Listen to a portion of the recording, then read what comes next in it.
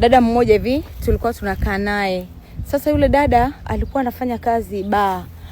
Ikatokea akaumwa sana, yani akaumwa muumu ambao sijawahi kuona.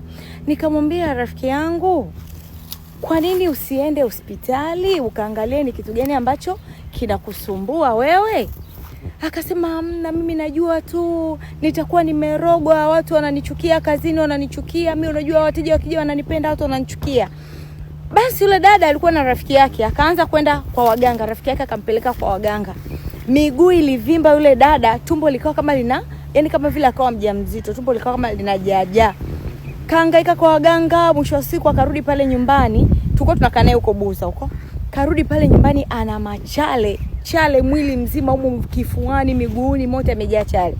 Nikamwambia lakini kwa nini usiende hospitali? Sasa alipoona hali ni mbaya zaidi, jamani nimekuja huku shambani. Alipoona hali ni mbaya zaidi, ikabidi aende hospitali. Huyo rafiki yake akambeba akampeleka hospitali.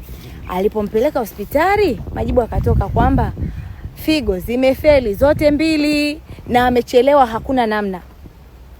Akarudi nyumbani na huyo rafiki yake. Akasema nimempeleka hospitali, imeonekana kwamba figo zake zimefeli. Kwa hiyo hamna namna, ila yeye mwenyewe hapo sijampa majibu yote kamili kwamba hamna namna, nimemdanganya maana alikuwa hoi, tumbo limejaa, miguu imevimba. Yaani ninavyoambia yule dada alifariki, amefariki akiwa na chare zake kwenye miguu mote humu, chare bado mbichi, amefariki humu akiwa na machare na alikuwa anakunywa dawa zake za kienyeji, amefungwa humu na mailizi. Jamani, mnapoumwa nendeni kwanza hospitali. Mjue mnaumwa nini. Acheni kukimbilia kwa waganga. Waganga wenyewe wanatafuta pa kukimbilia. Muombeeni Mungu, muombe Mungu akusaidie, muombe Mungu akuponye. Nenda hospitali ukajue afya yako. Haya, njoni shamba, nimekuja kuchuma maembe haya. Maembe, karibuni tuchume maembe. Shalom aleikum mwana wa Mungu. Njoni tuchume maembe, nimewapa story mjifunze, ni story ya kweli. Kuna maembe hapo ya kutosha.